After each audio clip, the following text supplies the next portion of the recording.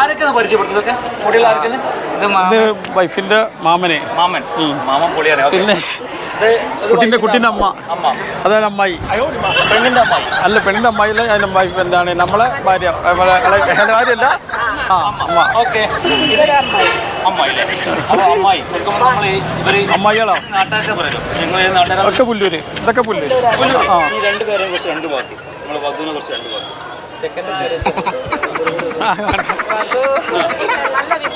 okay,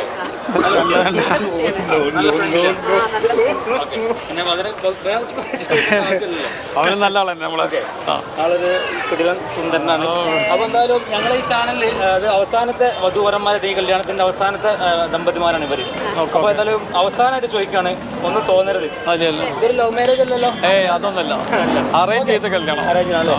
അപ്പൊ ഈ കല്യാണം ശരിക്കും നമ്മൾ ഇത്രയും ആൾക്കാരെ കൂടെ വെച്ച് നടന്നപ്പോ